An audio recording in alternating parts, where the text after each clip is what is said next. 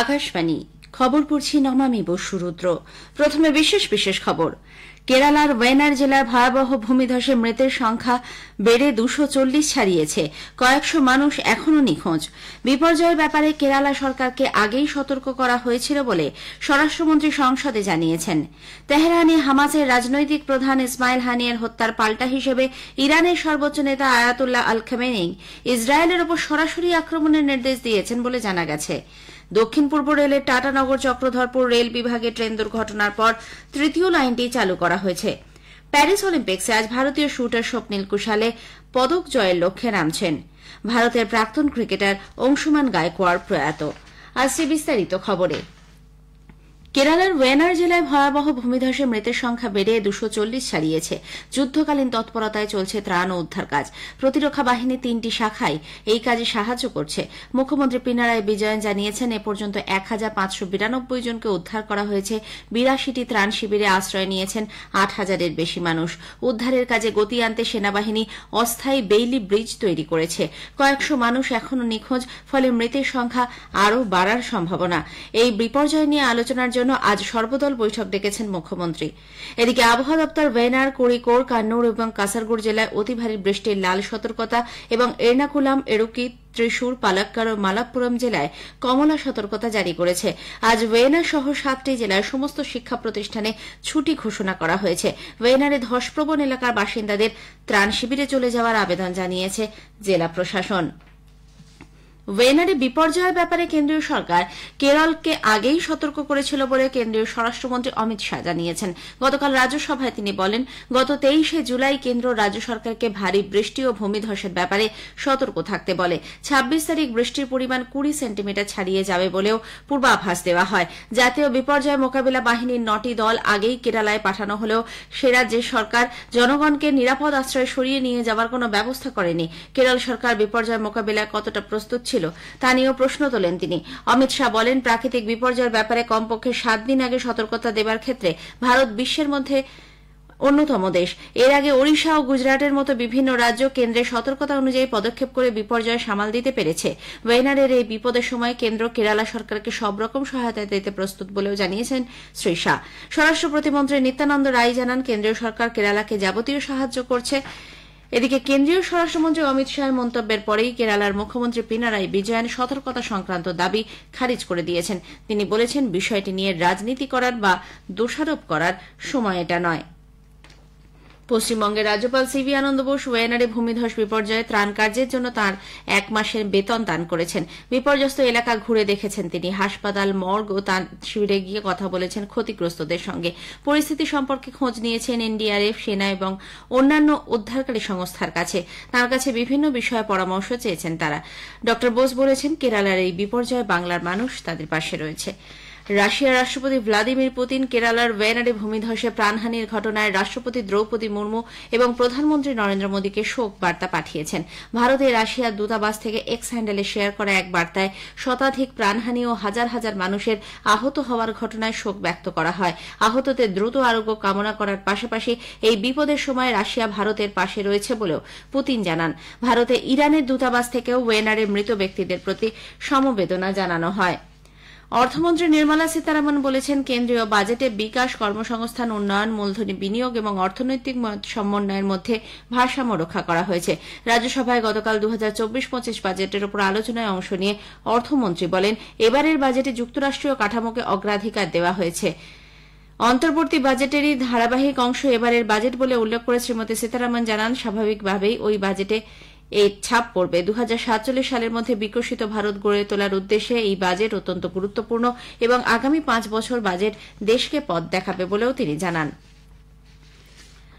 দেশে গত 5 বছরে সীমান্ত সুরক্ষা বাহিনী বিএসএফ এ মোট 54,760 জনকে নিয়োগ করা হয়েছে বলে স্বরাষ্ট্র প্রতিমন্ত্রী নিত্যানন্দ রায় জানিয়েছেন। রাজ্যসভায় গতকাল এক লিখিত জবাবে তিনি বলেন, এই সময় বিএসএফ এ 372টি পদ সৃষ্টি হয়েছে। আরও 10,000 শূন্য পদ বাহিনীতে রয়েছে বলে মন্ত্রী উল্লেখ করেছেন। বিএসএফ এর প্রাক্তন অগ্নিবীরদের কনস্টেবল পদে নিয়োগের বিশেষ ব্যবস্থা করেছে সরকার। এজন্য 10% সংরক্ষণের সংস্থান রাখা হয়েছে। এদিকে 2021 থেকে 2023 সালের মধ্যে কেন্দ্রীয় সশস্ত্র পুলিশ বাহিনী এবং অসম অসম রাইফেলসের 2463 জন কর্মী প্রাণ হারিয়েছেন বলে মন্ত্রী জানান। এর মধ্যে 112 জনের সংঘর্ষে মৃত্যু হয়েছে, বাকিরা কর্তব্যরত অবস্থায় প্রাণ হারান। অপর এক প্রশ্নের জবাবে তিনি বলেন, দেশের জন্য আত্মোৎসর্গকারী জওয়ানদের পরিবারকে যথাযথ সহায়তা প্রদান করা হয়েছে। সংঘর্ষে মৃত্যুর ক্ষেত্রে আর্থিক ক্ষতিপূরণের পরিমাণ 15 থেকে বাড়িয়ে 35 লক্ষ এবং কর্তব্যরত অবস্থায় মৃত্যু হলে এর পরিমাণ 10 থেকে বাড়িয়ে 25 লক্ষ টাকা করা হয়েছে। সরকার জানিয়েছে, এনটিএ গঠন হওয়ার পর থেকে 5 কোটির বেশি পরীক্ষার্থী বিভিন্ন পরীক্ষায় বসেছেন। 250টি পরীক্ষা এনটিএ পরিচালনা করেছে। মোদী সরকার ক্ষমতায় আসার পর গত 10 বছরে দেশে ডাক্তারিতে আসন সংখ্যা 1 লক্ষ থেকে বেড়ে 10 লক্ষ করা হয়েছে বলে শিক্ষামন্ত্রী ধর্মেন্দ্র প্রধান জানান। রাজ্যসভায় এক অতিরিক্ত প্রশ্নের জবাবে গতকাল শিক্ষামন্ত্রী একথা জানিয়েছেন। ব্যাঙের ছাতার মতো গজিয়ে ওঠা কোচিং সেন্টারের বিষয়ে শ্রী প্রধান বলেন, সরকার চায় যাতে দেশে কোনো কোচিং সেন্টার না থাকে এবং উচ্চমানের শিক্ষা প্রত্যেক পড়ুয়ার কাছে পৌঁছে দেওয়া যায়। এই খবর আপনারা শুনছেন আকাশবাণী থেকে। তেহরানে হামাসের রাজনৈতিক প্রধান ইসমাইল হানিয়ার হত্যার পাল্টা হিসেবে ইরানের সর্বোচ্চ নেতা আয়াতুল্লাহ আল খামেনেই ইসরায়েলের ওপর সরাসরি আক্রমণের নির্দেশ দিয়েছেন বলে জানা গেছে। গতকাল সকালে ইরানের সুপ্রিম ন্যাশনাল সিকিউরিটি কাউন্সিলের আপৎকালীন বৈঠকেই খামেনেই এই নির্দেশ দেন। ইরানের রেভলিউশনারি গার্ডের তরফে এক বিবৃতিতে হানিয়ার ওপর হামলাকে সন্ত্রাসবাদী কার্যকলাপ হিসেবে উল্লেখ করা হয়েছে। গত মঙ্গলবার রাষ্ট্রপতি মাসুদ পেজেশকিয়ান শপথ গ্রহণ অনুষ্ঠানে যোগ দিতে তেহরান পৌঁছন হামাস প্রধান। এর আগে তেহরানের বুকে হামাসের রাজনৈতিক প্রধান ইসমাইল হানিয়ার হত্যার জন্য ইসরায়েলকে পস্তাতে হবে বলে ইরানের রাষ্ট্রপতি মাসুদ পেজেশকিয়ান হুঁশিয়ারি দেন।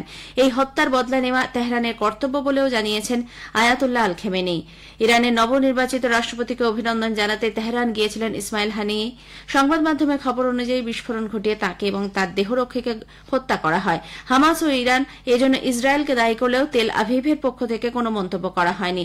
গত বছর 7 অক্টোবর ইসরায়েলে ঢুকে নজিরবিহীন হামলা চালানোর পর হামাসকে নিশ্চিহ্ন করার শপথ নিয়েছিলেন ইসরায়েলের প্রধানমন্ত্রী বেঞ্জামিন নেতানিয়াহু। তারপর থেকে প্রায় 10 মাস ধরে গাজায় সামরিক অভিযান চালিয়ে যাচ্ছে ইসরায়েল। হামাসের রাজনৈতিক প্রধান ইসমাইল হানিয়ার হত্যার তীব্র নিন্দা করেছে রাশিয়া। তেহরানে একটি বাড়িতে ক্ষেপণাস্ত্র হামলায় হানিয়ার মৃত্যু হয় বলে দাবি। এর ফল হত্যাকারীদের ভুগতে হবে বলেও রুশ বিদেশ মন্ত্রকের ডেপুটি ডাইরেক্টর আন্দ্রে নাস্তাসিন হুঁশিয়ারি দিয়েছেন। সুদানের সামরিক নেতা জেনারেল আবদেল ফাতাহ আল বুরহান গতকাল এক প্রাণঘাতী হামলায় অল্পের জন্য রক্ষা পেয়েছেন। পূর্ব সুদানের গেবেই শহরে সেনাঘাঁটিতে এক অনুষ্ঠান চলাকালীন 2টি ড্রোন হানায় 5 জন নিহত হন।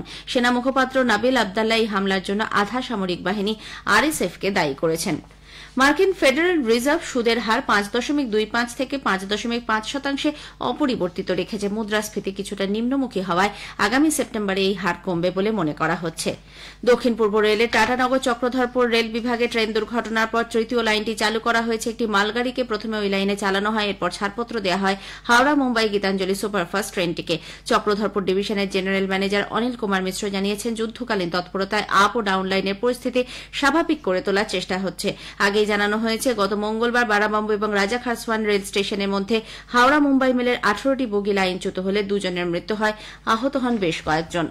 প্যারিস অলিম্পিক্সে ভারতীয় শুটার স্বপ্নিল কুশালে আজ পুরুষদের 50 মিটার রাইফেল থ্রি পজিশনে পদক জয়ের লক্ষ্যে নামছে। ভারতীয় সময় দুপুর 1টায় তাঁর ইভেন্ট রয়েছে। মহিলাদের 50 মিটার রাইফেল থ্রি পজিশনে আজ যোগ্যতা নির্ণায়ক পর্বে প্রতিদ্বন্দ্বিতা করবেন সেফট কর সামরা এবং অঞ্জুম মডলিগেল। দুবারের বিশ্ব চ্যাম্পিয়ন মুষ্টিযোদ্ধা নিখাত জারিন মহিলাদের 50 কেজি বক্সিংয়ে পদকের লক্ষ্যে আজ রিংয়ে নামবেন। নিখাত এশিয়ান গেমসে চ্যাম্পিয়ন ইউ এর মুখোমুখি হবেন। তারকা বক্সার লাভলিনা বরগোহাই মহিলাদের 7 কেজি বিভাগে শেষ 16 ম্যাচে সহজেই জয় পেয়েছেন। বক্সার নিশান্ত দেব পুরুষদের 71 কেজি বিভাগে কোয়ার্টার ফাইনালে উঠেছেন। ব্যাডমিন্টনে নকআউট পর্বের ম্যাচগুলি আজ শুরু হচ্ছে। পিভি সিন্ধুকে আজ ব্যাডমিন্টন কোর্টে পদক জয়ের লক্ষ্যে খেলতে দেখা যাবে। অন্যদিকে লক্ষ্য সেন পরবর্তী রাউন্ডের ম্যাচে ভারতেরই এইচএস প্রণয়ের বিরুদ্ধে খেলতে নামবেন।